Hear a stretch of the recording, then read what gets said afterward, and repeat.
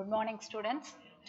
We have finished with indefinite integrals. Today we are going to start with definite integrals. In the first class of integration itself, I said what is mean by definite and what is mean by indefinite integrals. Indefinite integrals having no limits in the integration. If there is limit, upper limit and a lower limit, then it is said to be the definite integral. So here we are going to see with definite integrals. So we are going to apply the limit, so there won't be any constancy should be added to the answer at last. We will have the constant because we will have the upper limit and lower limit for the problem. So definite integral will be of the form integral a to b f of x dx. இங்க வந்து f of x dxங்கிறது நம்ம already படிச்சது.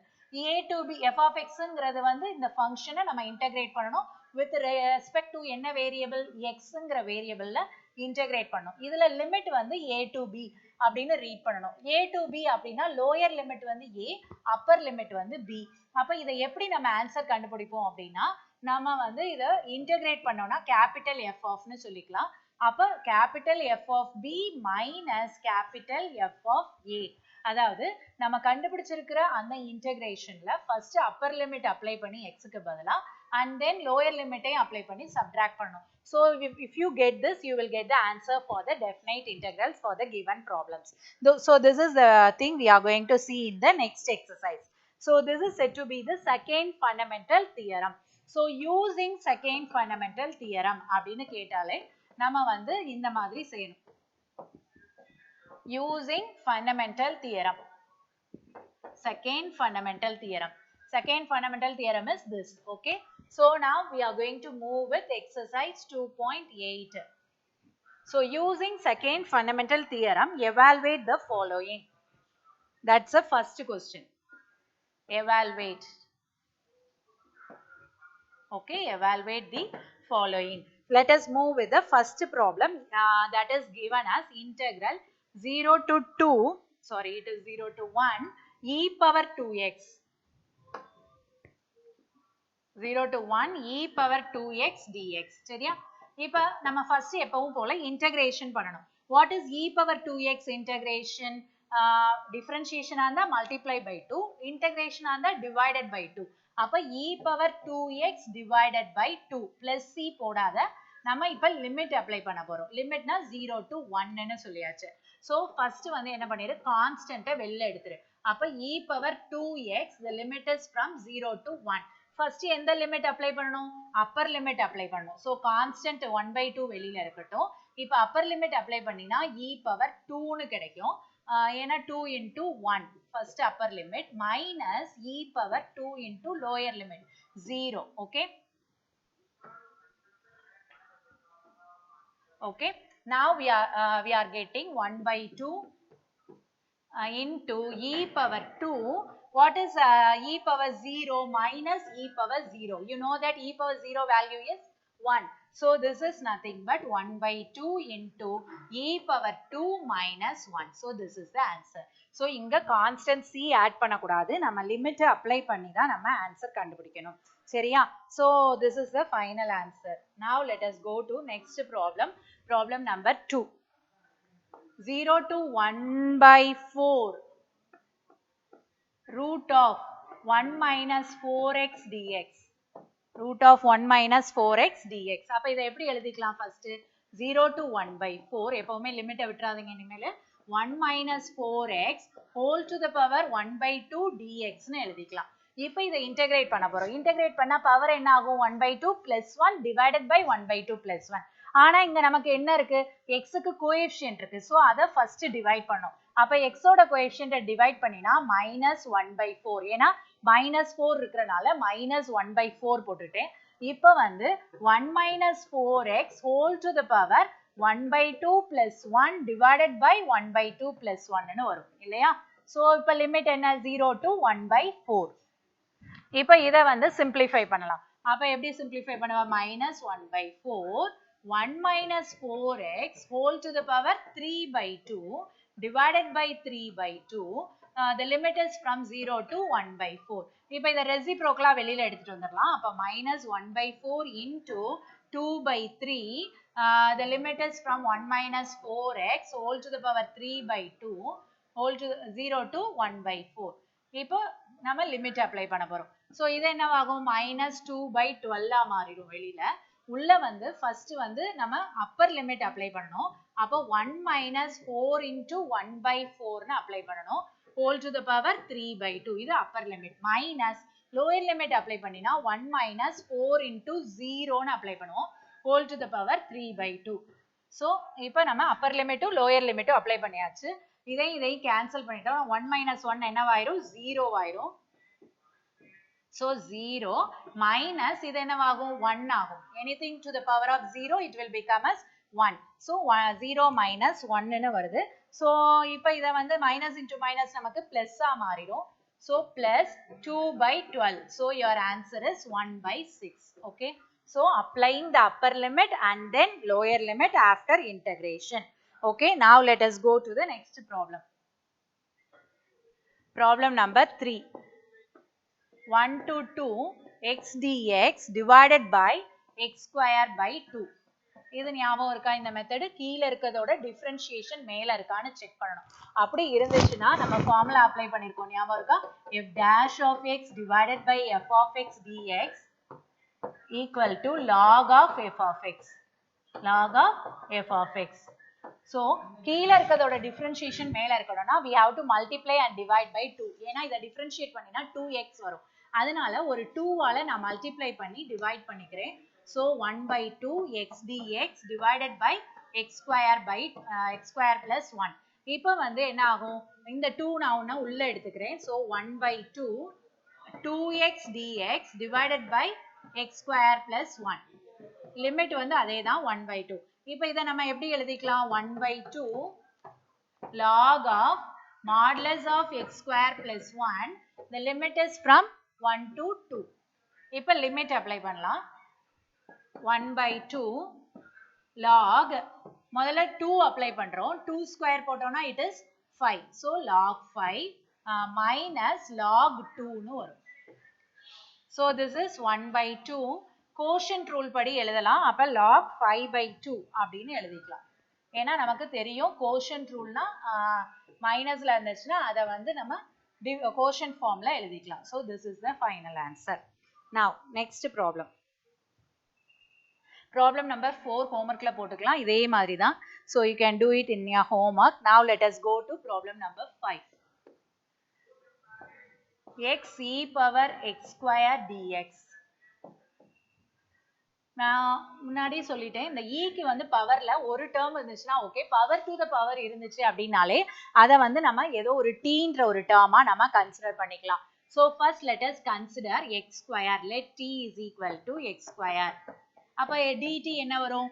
dt is equal to 2x dxன்னு வரும். இங்க x dx இருக்கு. அப்போ dt by 2 is equal to x dxன்னு நம்ம எழுதிக்கலாம். இப்போ ப்ராப்ளம்குள்ள வரலாம். ஸோ 0 to 1 x dxக்கு பதிலா dt by 2. அப்போ நான் 1 by 2 வெளில எடுத்துக்கிறேன், dt உள்ள போட போறேன். e power t dt அப்படின்னு வந்துருச்சு. e power t இன்டெகிரேட் பண்ணா என்னது? e power t தான். அப்போ 1 by 2 e power t whole the limit is from 0 to 1. So இப்போ லிமிட் அப்ளை பண்ணலாம். 1 by 2 e power 1 minus e power 0. So this is equal to 1 by 2 e minus 1 ன்னு வரும். சரியா? So e power t க்கு நம்ம substitute பண்ணிரலாம். So 1 by 2 e minus 1. So you got the answer. Okay. Now let us go to the next problem. Problem number 6. Integral of 1 to e இருக்கு. dx divided by x into 1 plus log x the whole cube. உனக்கு பார்த்தோன்னே தெரியணும் இதுல வந்து எதை வந்து நம்ம ஒரு வேரியபிளா எடுத்து சப்ஸ்டிடியூஷன் மெத்தட் அப்ளை பண்றதுன்னு. இப்போ 1 plus log x நீ tன்னு எடுத்துக்கிட்டீங்கன்னா 1 by x என்னவாகும்? டிஃபரன்ஷியேஷனா அது பக்கத்திலே இருக்கும். ஸோ நம்ம இப்போ ஃபர்ஸ்ட் என்ன பண்ண போறோம்? let t is equal to 1 plus log x ன்னு எடுத்துக்கிறோம். அப்போ what is dt? dt is equal to 1 by x dx ன்னு வந்துருது. அப்போ 1 by x dxக்கு நம்ம என்ன சப்ஸ்டிட் பண்ண போறோம், dt சப்ஸ்டிட் பண்ண போறோம். ஸோ கொடுத்துருக்கிற ப்ராப்ளமை 1 by 2 1 by x dxக்கு dt, அப்போ 1 by t cube வருது. So 1 by t cube dt வருது. ஸோ 1 by t cube நம்ம நியூமரேட்டருக்கு எடுத்துட்டு போயிடுவோம். 1 to 2 t to the power minus of dt அப்படின்னு எடுத்துக்கலாம். இப்போ இதை என்ன பண்ணலாம், நம்ம இன்டகிரேட் பண்ணலாம். அப்போ when you are integrating minus 3 plus 1 divided by minus 3 plus 1 வரும். லிமிட் வந்து 1 to 2. அப்போ minus 3 plus 1 minus 2, அதை வெளியில எடுத்துருவோம். 1 by minus 2 வெளியில எடுத்துருவோம். t to the power minus 2 இருக்கு. the limit வந்து 1 to 2. சரியா? இப்போ லிமிட் அப்ளை பண்றதுக்கு முன்னாடி அந்த t கீழே கொண்டு வந்துடலாம்.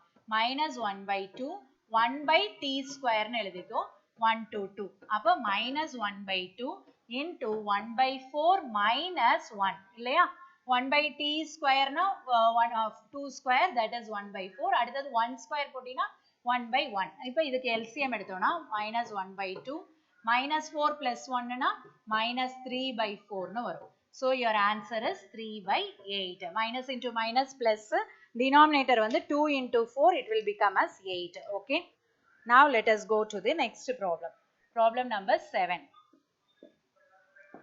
Integral minus 1 to 1 2x plus 3 divided by x square plus 3x plus 7 dx. இப்போ இங்க பாத்தீங்கன்னா denominator ஓட differentiation மேல இருக்கு இல்லையா? What is the differentiation of this? f of x வந்து நம்ம x square plus 3x plus 7 னு எடுத்துக்கிட்டோம் அப்படின்னா what is f dash of x? 2x plus 3 னு இருக்கு இல்லையா?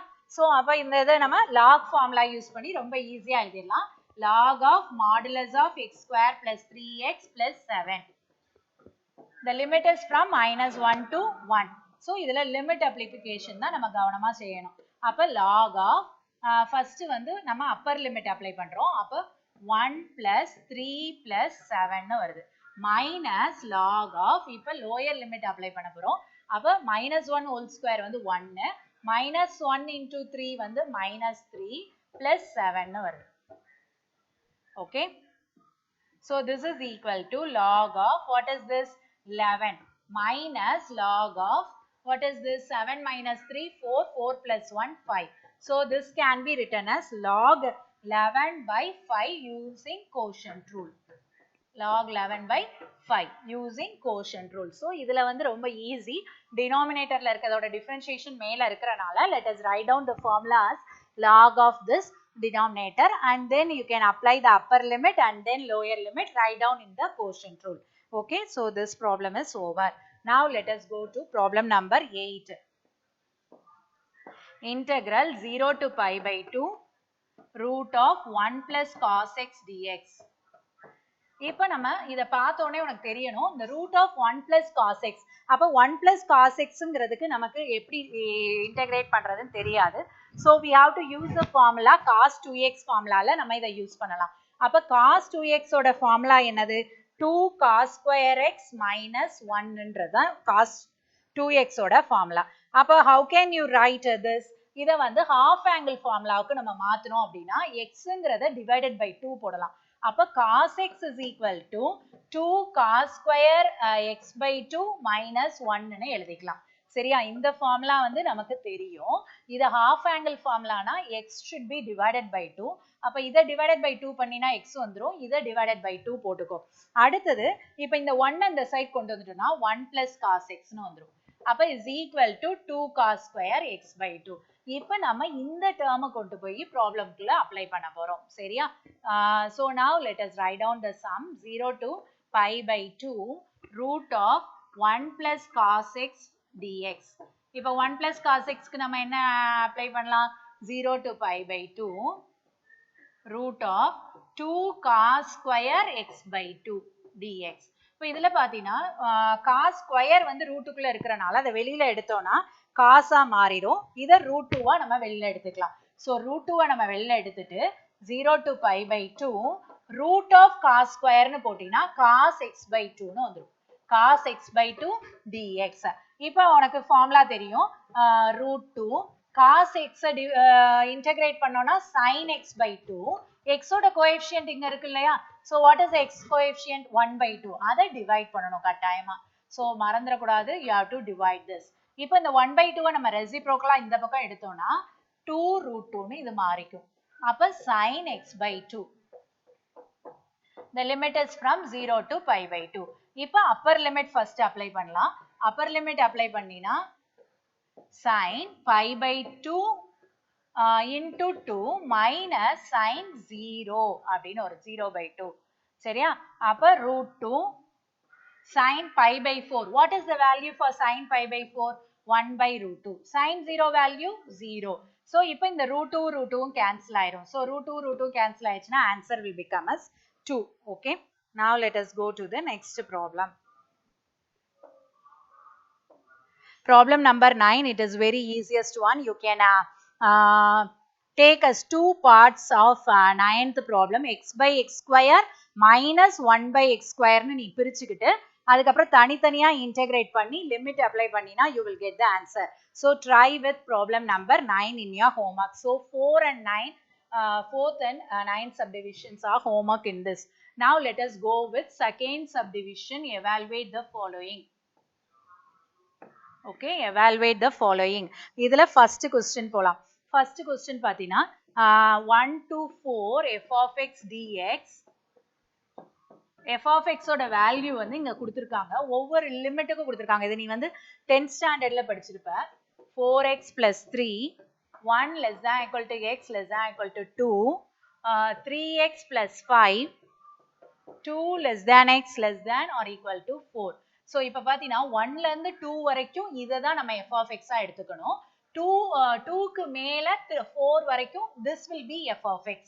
So நம்ம இப்ப இங்க என்ன கண்டுபிடிக்கணும்? What is 1 to 4 f of x dx னு கண்டுபிடிக்கணும்.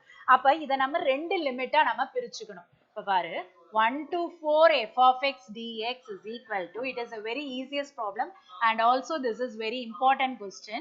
இத நம்ம எப்படி ரெண்டு லிமிட்டா நம்ம ஸ்ப்ளிட் பண்ணிக்கணும். முதல்ல வந்து 1 to 2 f of x dx போட்டுக்கணும் plus 2 to 4 f of x dx போட்டுக்கணும். சரியா?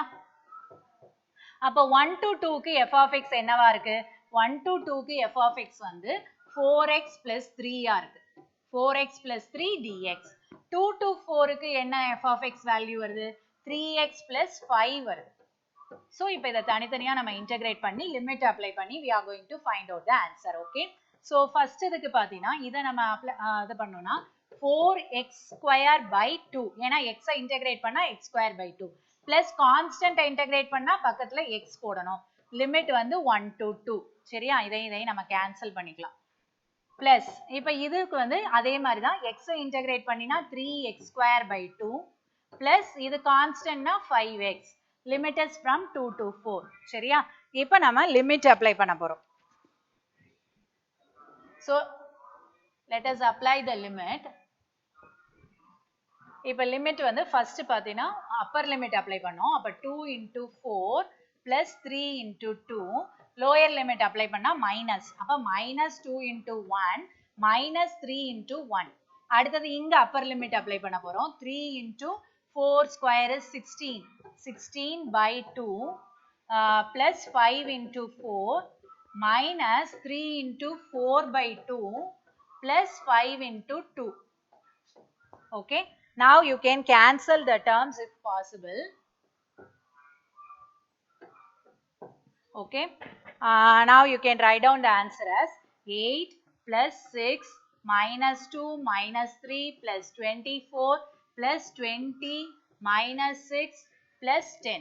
So இதெல்லாம் நம்ம add பண்ணோம்னா we will get the answer. இப்போ minus 6 plus 6 cancel பண்ணிடலாம். Okay. அடுத்தது 8 minus 5. அப்ப 3. 27, 47. So your answer will be, sorry, here it is minus 10. So lower limit இல்லையா? அப்ப minus 5 into 2. அப்ப minus 10 வரும் இந்த இடத்துல.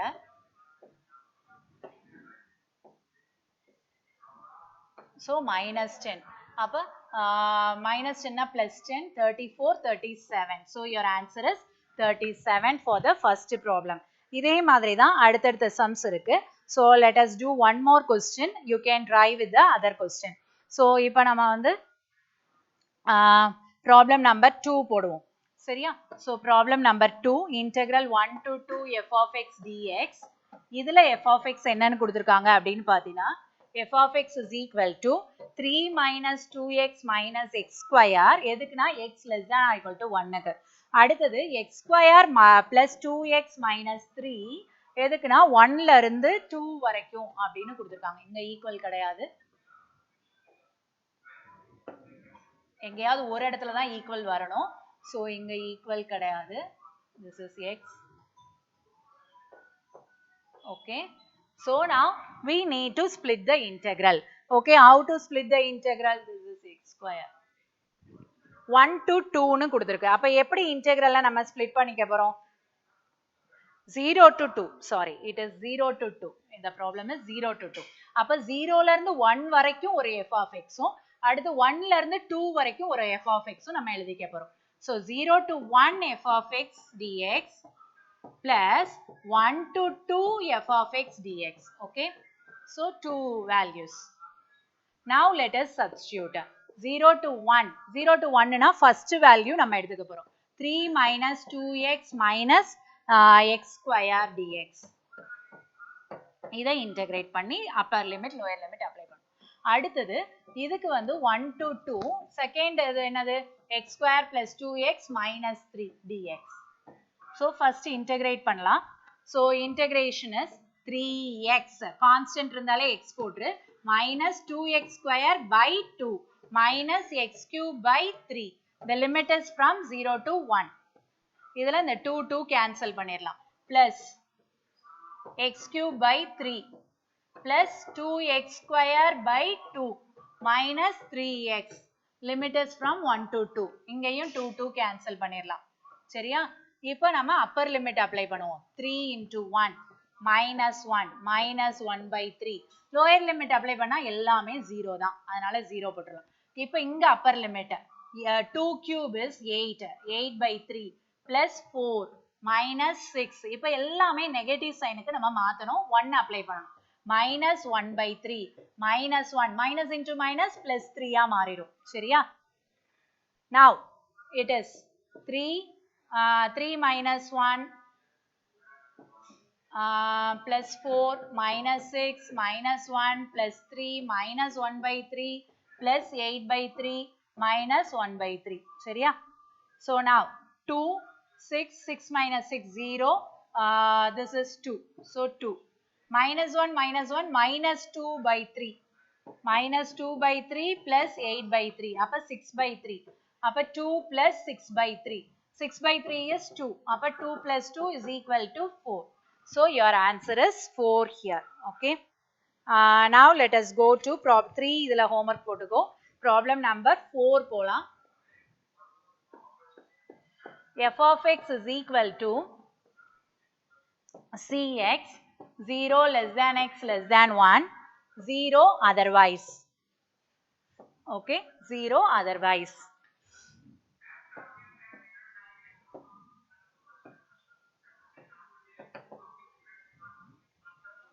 Find C if 0 to 1. Find C if 0 to 1 f of x dx is equal to 2. Okay. Now 0 to 1. 0 to 1 la f of x oda value என்ன இருக்கு? cx. So அந்த value நம்ம substitute பண்ணலாம். Given எடுத்துக்கலாம். 0 to 1 f of x oda value வந்து cx dx is equal to 2 னு போட்டுக்கலாம். Given it is. c a constant வெளியில எடுத்துட்டோம் அப்படின்னா integral 0 to 1 x dx is equal to 2 னு வரும். அப்ப இதை எப்படி எழுதலாம்? c into x integrate பண்ணோம்னா x square by 2. Limit is from 0 to 1 equal to 2. So how can you write this now? C into 1 by 2 minus 0 is equal to 2. Appa C by 2 is equal to 2. Appa what is the value for C? C is equal to 4. Okay. So with this problem is over, and also this exercise 2.8 is over. So your homework problem is homework exercise 2.8, problem number 1 la 4, 9, problem number 2 la 3. Okay, and you can do some examples also as homework in this. Example 2.72 and 2.73. 72 and 2.73. So you can take all this problem as homework. First copy down all the problems in your notebook and then try to do the homework by yourself. Okay. Thank you, students.